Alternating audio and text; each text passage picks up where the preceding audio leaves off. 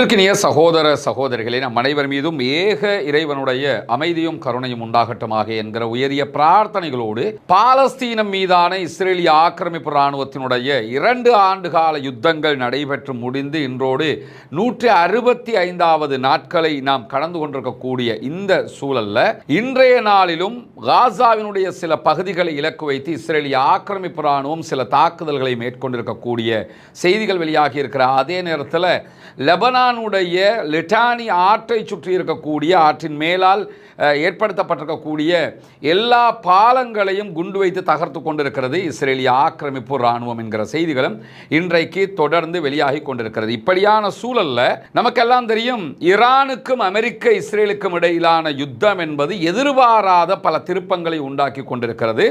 ஈரானை 3 நாளில் முடிச்சுட்டு கிளம்பிடுவோம் என்று சொல்லி உள்ள வந்த அமெரிக்காவும் இஸ்ரேலும் இன்றைக்கு 25 நாட்களை முடித்தும் ஈரான் மீதான யுத்தத்தில் எந்த ஒரு வெற்றியையும் அடைய முடியாமல் இருக்கிறது. ஈரானுடைய சில தலைவர்களை கொன்றதை தவிர, தலைவர்களை கொன்றுவிட்டாலே நாடு கீழே விழுந்துடும் என்கிற வலிமையான ஒரு ஸ்ட்ராட்டஜிக்கல் பிளானோடு தான் அவங்க உள்ளே வந்திருக்கிறாங்க. பட் அது தோல்வி அடைந்திருக்கிறது என்பதை தற்போது அவர்கள் உணர்ந்தும் இருக்கிறார்கள். இப்படியான சூழலில் எப்படியாவது இந்த யுத்தத்தில் இருந்து வெளியேறிவிட வேண்டும் என்பது அமெரிக்காவினுடைய தெளிவான நிலைப்பாடாக மாறியிருப்பதையும் நம்ம பார்க்க முடியும். இந்த நிலையில தான் அமெரிக்க அதிபர் டொனால்ட் ட்ரம்ப் குடிகாரனை விட வேகமாக தன்னுடைய கருத்துக்களை தொடர்ந்து மாற்றி பேசக்கூடிய செய்திகள் வெளியாகி கொண்டே இருக்கிறது. இந்த வகையில் அவர் வெளியிட்டிருக்கக்கூடிய ஒரு முக்கியமான கருத்து என்னன்னா, ஹொர்முஸ் நீர்நிலையை மொத்தமாக ஈரான் மூடி இருக்கிறது. ஹொர்முஸ் நீர்நிலையை நாங்கள் திறந்துருவோம், எங்கள் இராணுவத்தை நாங்கள் அனுப்புவோம், ஹொர்முஸில் எல்லாரும் சுதந்திரமாக பிஸ்னஸ் பண்ண முடியும் என்றெல்லாம் ஒரு நாள் விட்டு ஒரு நாள் இப்படியான செய்திகளை எல்லாம் அமெரிக்க அதிபர் வெளியிட்டு வந்தார். அமெரிக்க அதிபருடைய கட்டுப்பாட்டில் கீழால் இருக்கக்கூடிய அமெரிக்காவுடைய ஃபோர்ஸஸ் சென்டகாம் என்ன செஞ்சாங்கன்னு கேட்டால், நாங்கள் ஹொர்முஸ் நீர்நிலையை சுற்றி இருக்கக்கூடிய ஈரானுடைய பல இராணுவ தளங்களை அழிச்சிட்டோம், எனவே ஹொர்முஸில் சுதந்திரமாக பிஸ்னஸ் பண்ண முடியும் என்றெல்லாம் ஏதோ ஹொர்முஸுங்கிறது உலகத்தில் எங்கோ ஒரு மூலையில் இருக்கிற மாதிரியும் அதற்கும் உலகத்துக்கும் சம்பந்தம் இல்லாத மாதிரியும் பல செய்திகளையும் வெளியிட்டார்கள். ஹொர்முஸில் என்ன நடந்தாலும் இன்னைக்கு உலகத்துக்கு தெரிஞ்சிடும். ஏன்னா உலகமே ஹொர்முஸால தான் ஸ்தம்பிச்சு நிற்குது என்கிற அடிப்படையில் ஹொர்முஸை பற்றிய பல கட்டுக்கதைகளையும் பொய்களையும் திரும்ப சொல்லி பார்த்தாலும் அது மக்கள் மத்தியிலும் அரசாங்கங்கள் மத்தியிலும் எடுபட முடியாத ஒரு நிலையாக மாறியிருக்கிறது. ஈரான் மிக தெளிவாக இருக்கிறது, இனிமேல் யுத்தமே கிடையாது என்கிற ஒரு நிலையை எடுத்து சர்வதேச நாடுகளை வைத்து அமெரிக்கா ஒப்பந்தமிட்டால் மாத்திரம்தான் நாங்கள் ஹொர்முஸை திறப்போம், இல்லாத பட்சத்தில் ஹொர்முஸ் மூடித்தான் இருக்கும் என்பது அவர்களுடைய நிலைப்பாடு. இந்த நிலையில் நேற்றைய தினம் பேசும்போது அமெரிக்க அதிபர் டொனால்ட் ட்ரம்ப் முந்த நாள் என்ன சொன்னார்னா, 48 மணி நேரங்கள் நாங்கள் காலக்கெடு தர்றோம், 48 மணி நேரங்களுக்குள்ளே ஹொர்முஸை திறக்கலைன்னா ஈரானுடைய எல்லா மின் நிலையங்களையும் அட்டாக் பண்ணுவோம்னாரு. அதுக்கு உடனே ஈரான் என்ன செஞ்சாங்கன்னா, எங்கள் மேலே அட்டாக் பண்ணால் உங்களுடைய தளங்களை தாக்குறது மட்டுமல்லாமல் இஸ்ரேலில் எல்லா மின் நிலையங்களையும் அட்டாக் பண்ணுவோம், மிடில் ஈஸ்ட் கண்ட்ரிகளில் இருக்கக்கூடிய கல்ஃபில் இருக்கக்கூடிய எல்லா மின் நிலையங்களையும் அட்டாக் பண்ணுவோம் என்றும் சொல்லியிருந்தார்கள். அப்படி தாக்குதல்கள் நடத்தப்பட்டால் மிடில் ஈஸ்ட் கண்ட்ரிகள், குறிப்பாக கல்ஃப் நாடுகள் இயங்கவே முடியாது, இஸ்ரேலும் இயங்க முடியாமல் போய் தண்ணீர் பஞ்சம் அவர்களுக்கு பாரிய அளவில் ஏற்படுவது மட்டுமல்லாமல் இந்த ஏசி எல்லாம் இல்லாமல் போச்சுன்னா அந்த நாடுகளில் வாழவே முடியாத சூழல் ஏற்பட்டுவிடும். உடனடியாக அமெரிக்க அதிபர் என்ன செஞ்சார்னா, நாங்கள் 5 நாட்களுக்கு அதை தள்ளி போடுறோம் அப்படின்னாரு. பிறகு என்ன சொன்னார், நாங்கள் ஈரானோட பேச்சுவார்த்தை நடத்திக்கிட்டு இருக்கோம், ஈரானில் ஒரு முக்கியஸ்தரோட பேசுகிறோம்னாரு. அந்த முக்கியஸ்தர பேர் அவர் சொல்லலை. உடனே ஈரானுடைய அனைத்து தரப்புகளும், இராணுவம், ஜனாதிபதிக்கு கீழ் உள்ளவங்க எல்லோருமே எங்கள் யாரோடையும் அவங்க பேசலைன்னு சொல்லி அறிவித்தாங்க. குறிப்பாக பாராளுமன்ற சபாநாயகர் முகமது ஹலீபாப் மிக தெளிவாகவே நாங்கள் இதை புறக்கணிக்கிறோம், எங்கள் யாரோடையும் பேசவும் இல்லை, இந்த மாதிரியான பூச்சாண்டி வெள்ளம் எங்கிட்ட காட்டாதுன்னு அறிவித்தார். அதுக்கு பிறகு அமெரிக்க ஊடகங்கள் அமெரிக்கா பேசுகிறதே ஹலீபாபோடு தான் சொல்லி சொன்னாங்க. இது எல்லாமே ஈரான்காரங்களுக்கு நல்லா தெரியும். ஏன்னா இப்போ அந்த பிரித்தாலும் சூழ்ச்சியை பண்ண பார்க்குறாங்க, அவரோட பேசணும் இவரோட பேசணும்னு சொல்லும்போது அப்போ ஜனாதிபதியை விட்டுப்புட்டு எதுக்கு ஹலீபாபோட பேசினாங்கன்னு சொல்லி மற்றவங்க நினைப்பாங்க, இராணுவத்தை விட்டுப்புட்டு ஏன் அவங்கள்ட்ட போனாங்கன்னு நினைப்பாங்க. உள்ளுக்குள்ள பிரச்சனையை உண்டாக்குறதுக்கு தான் இதை பண்ணுறாங்க ஈரான் மக்கள் திட்ட தெளிவாக புரிந்து கொண்டார்கள். இந்த சூழல்ல தான் திடீரென அமெரிக்க அதிபர் டொனால்ட் ட்ரம்ப் என்ன பண்ணார்னு கேட்டால், ஹொர்முஸ் நீர்நிலையை பற்றி திரும்ப பேசும்போது இந்த ஹொர்முஸ் நீர்நிலையை நானும் அதே போன்று ஈரானுடைய உச்ச தலைவர் சுப்ரீம் லீடர் முஜ்தபா காமனியும் கண்ட்ரோல் பண்ண முடியும். நாங்கள் 2 பேரும் சேர்ந்து கண்ட்ரோல் பண்ணிக்கிறோம். நாங்கள் அதுக்கான சுதந்திரத்தை ஈரானுக்கு கொடுப்போம். ஈரானுக்கு இவன் என்ன சுதந்திரத்தை கொடுக்க, ஈரான்காரன் தான் இப்போ இவனுக்கு சுதந்திரம் கொடுக்கணும். அந்த நிலைமையில் இருக்கும்போது நாங்கள் 2 பேரும் இதை கண்ட்ரோல் பண்ணுவோம்னு சொல்லி ஒரு அறிவித்தலை விடுத்திருந்தார்.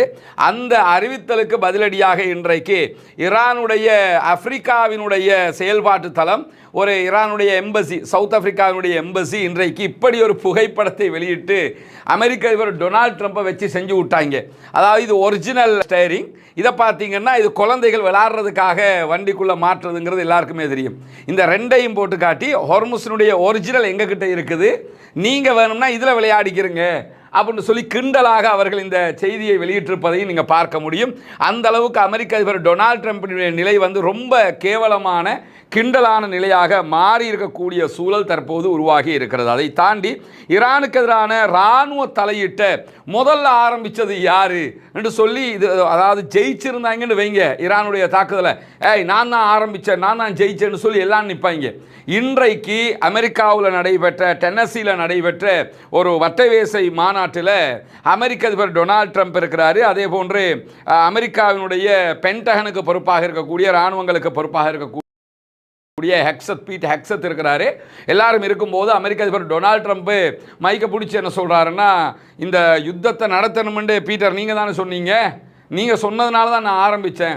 ஈரான்ட்ட அணு ஆயுதம் இருக்குது, அணு ஆயுதம் இருக்கிறத நம்ம எல்லாம் ஆதரிக்க முடியாது, அவங்கள அடிச்சு நொறுக்கணும்னு நீங்கள்லாம் தான் சொன்னீங்க. நீங்கள் சொல்ல போய் தான் இந்த தாக்குதல்களை நாங்கள் ஆரம்பிக்க போனது.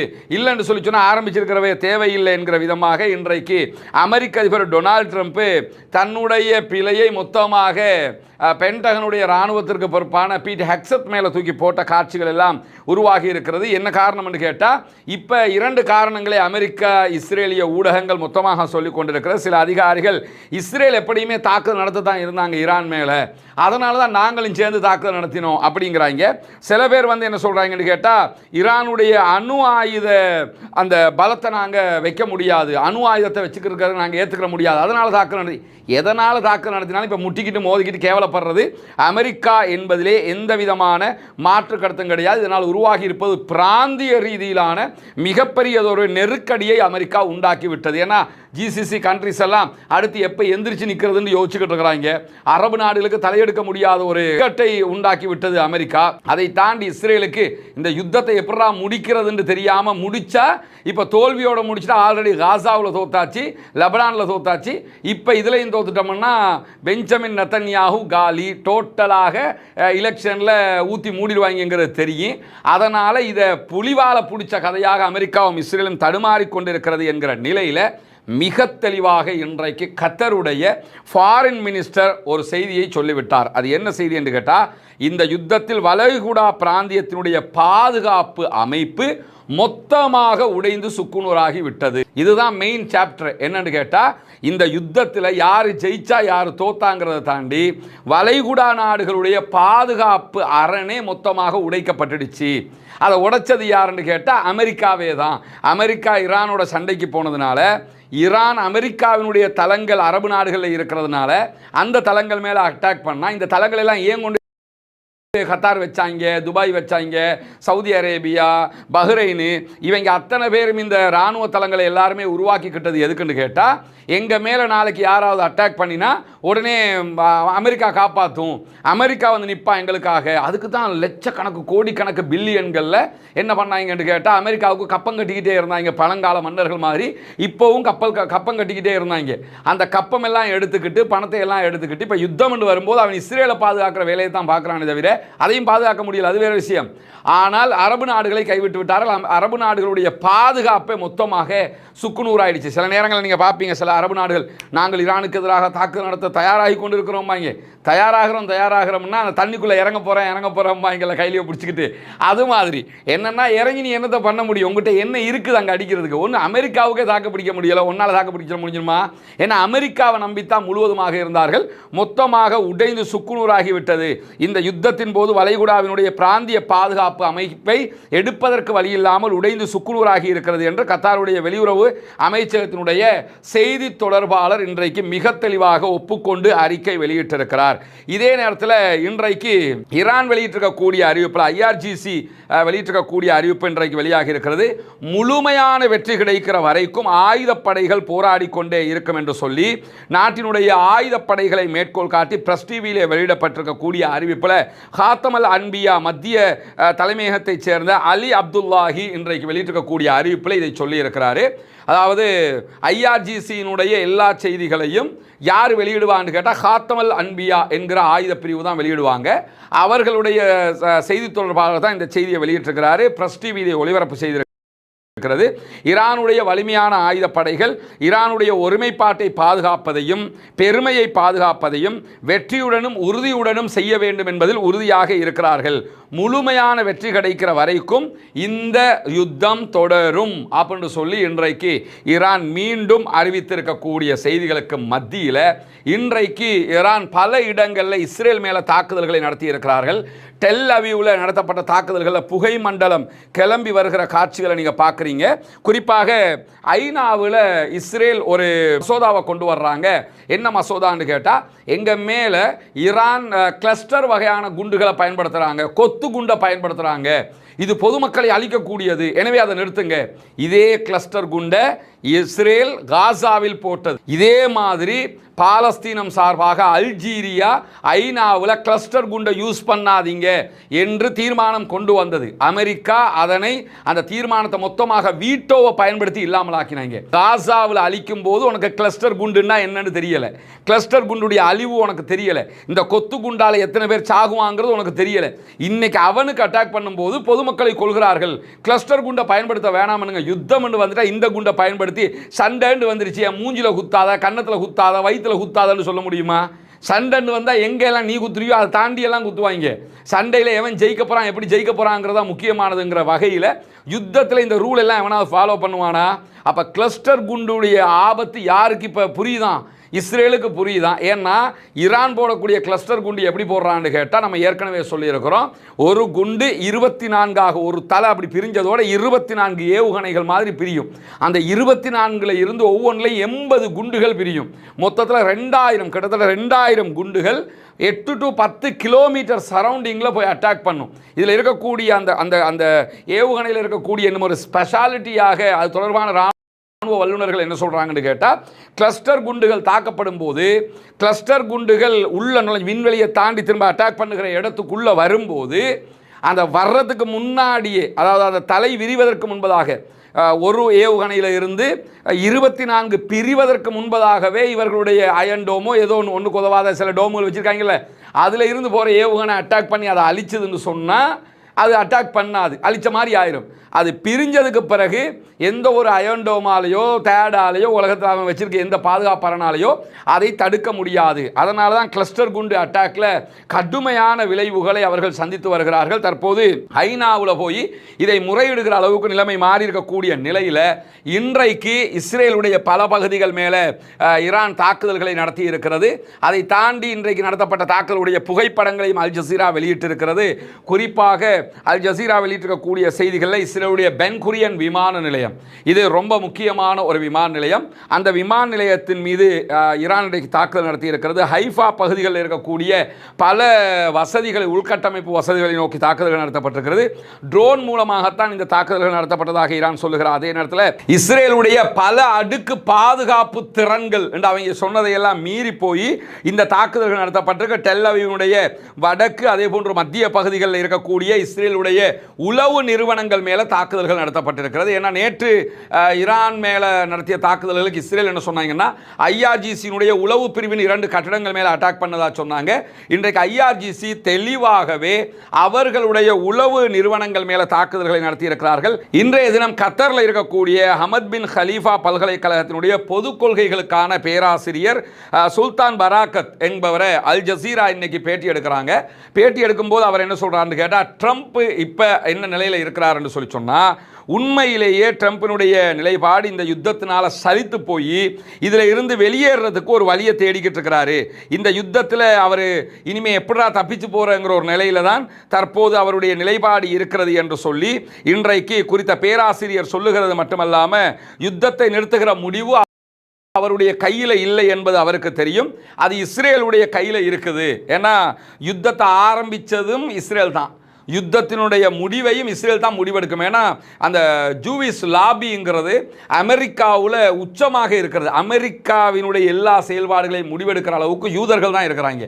அதனால் இந்த யுத்தத்தில் முடிவையே யூதர்கள் தான் முடிவெடுக்க வேணும். அமெரிக்கா வெளியேற நினைக்குது, ஆனாலும் யுத்தத்தை நிறுத்துறதை பொறுத்தவரையில் இஸ்ரேல் நினைச்சா மட்டும்தான் அதை முடியும் என்று சொல்லக்கூடிய அஹமத் பின் ஹலீஃபா பல்கலைக்கழகத்தினுடைய பேராசிரியர் மேலதிகமாக என்ன சொல்றான்னு கேட்டால், இஸ்ரேலுடைய பாதுகாப்பு அமைச்சர் நேற்று ஒரு செய்தியை சொல்லியிருந்தார். அதை சுட்டி காட்டுறாரு. அது என்னன்னு கேட்டால், லெபனானுடைய லிட்டானி நதி வரைக்கும் நாங்கள் ஆக்கிரமிக்க போகிறோம்னு சொல்லியிருக்கிறாங்க. லிட்டானிங்கிற ஒரு ரிவர் இருக்குது. அதற்கு அந்த பக்கம் இஸ்ரேலி ஃபோர்ஸஸ் இருக்கிறாங்க, இந்த பக்கம் லெபனானுடைய ஃபோர்ஸஸ் இருக்கிறாங்க, அதுக்கு பின்னாடி ஹெஸ்புல்லாக்கள் இருக்கிறாங்க. லெபனான் ஃபோர்ஸஸ் யுத்தத்துக்கு வர்றது கிடையாது. அவங்க உள்நாட்டுக்குள்ள ராணுவம்னு சொல்லிக்கிட்டு சம்பளத்தை வாங்கிட்டு கிடப்பாங்க. சண்டை பிடிக்கிறது முழுவதுமாக ஹெஸ்புல்லாக்கள். இப்பொழுது அவங்க என்ன சொல்கிறாங்கன்னு கேட்டால், லெபனானுடைய பகுதிகளில் 10ல் 1 பங்கை கைப்பற்றுவதற்கு நாங்கள் முயற்சி செய்கிறோம் அப்படின்னு சொல்லி இஸ்ரேல் அறிவிச்சிருக்கிறாங்க. இந்த இஸ்ரேல் லிட்டானி நதி வரைக்கும் ஆக்கிரமிக்கிற வரைக்கும் இந்த யுத்தம் முடிவுக்கு வர வாய்ப்பில்லை அப்படின்னு சொல்லி இந்த குறித்த பேராசிரியர் ஒரு செய்தியை சொல்கிறார். ஏன்னா இந்த யுத்தத்தில் ஏற்கனவே காசா போரில் இஸ்ரேலால் ஜெயிக்க முடியாமல் போயிடுச்சு. இப்போ இந்த ஓர்லையும் இஸ்ரேலால் ஜெயிக்க முடியாது.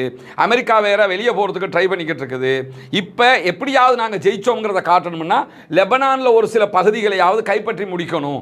அதனால் லிட்டானி ரிவர் வரைக்கும் அவங்க கைப்பற்றினதுக்கு பிறகு ஓகே யுத்தம் ஃபினிஷ்டு, நாங்கள் இவ்வளோ இடத்த கைப்பற்றுக்கோம், இதை தரமாட்டோம் அப்படின்னு சொல்லிட்டு போய் அவங்க எலெக்ஷனை வச்சு வென்றுக்கிறதுக்கு வழியை பார்த்துக்கிறவாங்க. இதுதான் இருக்கிற கடைசி முடிவு என்று சொல்லி ஒரு அவருடைய படிப்பு பிரகாரம், அவருடைய கற்பிதம் பிரகாரம் அவர் ஒரு செய்தியை சொல்லி இருக்கிறார். இது ஒரு ஏற்றமானதாகும். இந்த யுத்தத்தை முடிக்கிறதுக்கு இஸ்ரேலுக்கு தான் கடைசி வாய்ப்பு, வேற வாய்ப்பே இல்லைங்கிறத புரிஞ்சுக்கிற விதமாகவும் இருப்பதை நம்ம அவதானிக்க முடிகிறது. அதே நேரத்தில் இங்கே பார்த்தீங்கன்னு சொல்லி சொன்னால், இது இன்றைக்கு ஈரானுடைய ஒரு மார்க்கெட்டுடைய புகைப்படத்தை AFP வெளியிட்டிருக்கிறாங்க. ஈரானில் சர்வசாதாரண மக்கள், அந்த மக்களை பொறுத்தவரை நீங்கள் குண்டு வச்சாலும் சரி, வெட்டி வச்சா என்ன நடந்தாலும் சரி, அவங்க சாதாரணமாக தான் இருப்பாங்க. நீங்கள் ஆர்ப்பாட்டத்துக்கு கூப்பிட்டா வந்து நிற்பாங்க, போராட்டத்துக்கு கூப்பிட்டா வந்து நிற்பாங்க, லட்சக்கணக்கில் திரளுவாங்க. இங்கே பஜாரில் போய் பொருட்களை வாங்கி கொண்டிருக்கக்கூடிய காட்சிகள் எல்லாம் இன்றைக்கு வெளியிடப்பட்டிருக்கக்கூடிய சூழலை நம்ம அவதானிக்க முடிகிற இந்த சந்தர்ப்பத்தில் சமாதானம் அடைவதற்கு நடுவில் நின்று பேச்சுவார்த்தை நடத்துவதற்கு நாங்கள் தயார் என்று சொல்லி பாகிஸ்தான் இன்றைக்கு ஒரு அறிவித்தலை விடுத்திருக்கிறது. ஏற்கனவே பாகிஸ்தானும் இந்தியாவும் சண்டை பிடிச்சதை நான் தான் தீர்த்து வச்சு எனக்கு நொபேல் பரிசு தாங்கிட்டு அமெரிக்க அதிபர் டொனால்ட் ட்ரம்ப் பேசின பேச்செல்லாம் நமக்கு தெரியும். அப்படி இருக்கும்போது இப்போ அமெரிக்காவும் ஈரானும் சண்டை பிடிக்குது, நாங்கள் வந்து கொஞ்சம் தீர்த்து வைக்கவான்னு சொல்லி பாகிஸ்தான் கேட்கக்கூடிய நிலைமை மாறி இருப்பதை பார்க்க முடியும். அமெரிக்காவோடு எந்த பேச்சுவார்த்தையிலும் ஈடுபடவில்லை என்று சொல்லி திட்ட தெளிவாக ஈரான் சொல்லிருச்சு. ஆனாலும் ட்ரம்ப்போட கூற்றுக்கு இது முரண்பாடாக இருக்கிறது. ட்ரம்ப் வந்து நாங்கள் பேசிக்கிட்டு இருக்கிறோம்னு சொன்னார், ஈரான் தெளிவாக எந்த பேச்சுவார்த்தையும் இல்லைன்ட்டாங்க.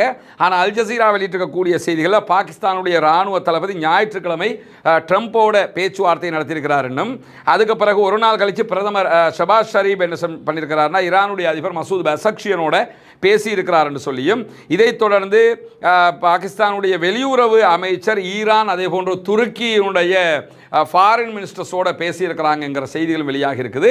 இவ்வளவுதான் இது வெளியாக இருக்கக்கூடிய செய்தி. என்னன்னா, அதை தாண்டி இன்றைக்கு அலி லாரிஜானிக்கு பதிலாக தேசிய உச்ச பாதுகாப்பு சபைக்கு புதிய தலைவர் நியமிக்கப்பட்டிருக்கிறார்.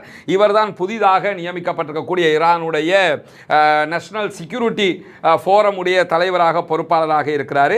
கடந்த வாரம் அலி லாரிஜானி அவர்கள் கொல்லப்பட்டதை தொடர்ந்து இவர் நியமிக்கப்பட்டிருக்கிறார். சொல்காதர் என்கிற இவர்தான் நியமிக்கப்பட்டிருக்க கூடியவர். இவர் IRGC-னுடைய தளபதியாக ஆல்ரெடி இருந்திருக்கிறார். 2020 வரைக்கும் 8 ஆண்டுகள் நீதித்துறையினுடைய ஒரு துணைத் தலைவராக செயல்பட்டிருக்கிறார். பல உயர் அரசாங்க பதவிகளை ஈரானுக்குள் வகித்திருக்கிறார். IRGC-னுடைய கூட்டுப்படைகளுடைய தலைவராகவும் செயல்பட்டிருக்கிறார்.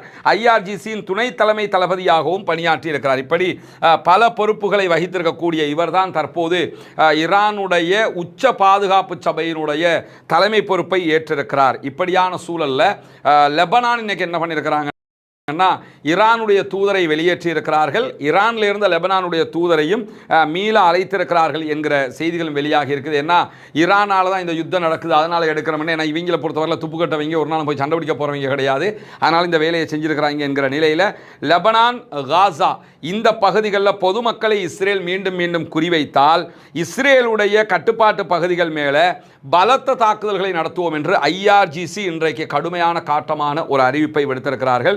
லெபனான் பாலஸ்தீனத்தில் பொதுமக்களுக்கு எதிரான விரிவான போர் குற்றங்கள் மேற்கொள்ளப்படுகிறது, இதை இஸ்ரேல் நிறுத்த வேண்டும். இந்த போர் சூழலை பயன்படுத்தி இஸ்ரேல் காசா மேல மீண்டும் மீண்டும் தாக்குதல்களை நடத்தினால் இதற்கு எதிராக இஸ்ரேலுடைய வடக்கு பகுதிகள் மேல உச்சமான தாக்குதல்களை நாங்கள் நடத்த வேண்டி வரும் என்று சொல்லி இன்றைக்கு IRGC மிக தெளிவான அறிக்கை வெளியிட்டிருக்கிறாங்க. நாங்கள் நடத்துகிற தாக்குதல் எல்லாமே டெல் அவிவ் தெற்கு பகுதியில் இலக்கு வச்சு தான் நடத்திக்கிட்டு இருக்கிறோம். நாங்கள் இன்னும் அதாவது வடக்கு நார்த்து பகுதிகளுக்கு வரல, அதை முழுவதும் லெபனான் கையில் கொடுத்துருக்கிறோம், ஹிஸ்புல்லாக்கள் கையில் கொடுத்துருக்கிறோம், நாங்களும் நுழைய வேண்டி வரும். எனவே காசா மீதான தாக்குதல்கள், லெபனான் மீதான தாக்குதல்கள் நிறுத்தப்பட வேண்டும் என்கிற எச்சரிக்கைகளுக்கு மத்தியில் ஹவுத்திகள் இன்றைக்கு ஒரு அறிவிப்பை ஹூத்திஸ் வெளியிட்டிருக்கிறாங்க. அதில் அவங்க என்ன சொல்லியிருக்கிறாங்கன்னு கேட்டால், தேவைப்பட்டால் ஈரானுடைய அறிவிப்பு வந்ததோடு நாங்களும் இஸ்ரேலை நோக்கி தாக்குதல்களை நடத்த ஆரம்பிப்போம். இஸ்ரேலுக்கு எதிராக அவங்களும் ஏவுகணை தாக்குதல் நடத்த ஆரம்பிச்சிருவாங்களாம். ஆனால் ஒரே ஒரு கண்டிஷன் இருக்கிற, சவுதி அரேபியா, ஜோர்டான், UAE இந்த 3 நாடுகளும் எங்களுடைய ஏவுகணைகளை இஸ்ரேலை நோக்கி நாங்கள் அடிக்கிற ஏவுகணைகளை நாங்கள் உங்களை நோக்கி அடிக்க மாட்டோம். சவுதி அரேபியாவில் இருக்கிற அல்லது கத்தரில், துபாயில் இருக்கக்கூடிய அமெரிக்காவினுடைய நிலைகள் எதுக்குமே நாங்கள் அடிக்க மாட்டோம். நாங்கள் இஸ்ரேலுக்கு தான் அடிப்போம். இஸ்ரேலுக்கு நாங்கள் அடிக்கிற நேரத்தில் அந்த ஏவுகணையை சவுதியோ பஹ்ரைனோ அல்லது யாரோ எங்களை தடுத்து நிறுத்தினீங்க என்று சொல்லி சொன்னால் அதற்கு பதிலாக உங்களுடைய நிலைகள் மேலே நாங்கள் தாக்குதல் நடத்துவோம் என்று சொல்லி திட்ட தெளிவான டிக்ளரேஷன் இன்னைக்கு பண்ணியிருக்கக்கூடிய சூழலில் தான் ரஷ்யா ஒரு எச்சரிக்கையை விடுத்திருக்கிறது. அது என்ன எச்சரிக்கை என்று கேட்டால், இந்த யுத்தத்தில் ஈரானும் ரஷ்யாவும் பொதுவாகவே காஸ்பியன் கடலில் பகுதிகளில் தங்களுடைய இராணுவ நிலைகளை உருவாக்கி வைத்திருக்கிறார்கள். இப்படி இருக்கும்போது காஸ்பியன் கடல் பகுதிகளில் இருக்கக்கூடிய ஈரானுடைய இராணுவ தளங்கள் மீது தாக்குதல் நடத்தியதாக இஸ்ரேல் ஆல்ரெடி அறிவிச்சிருந்தது.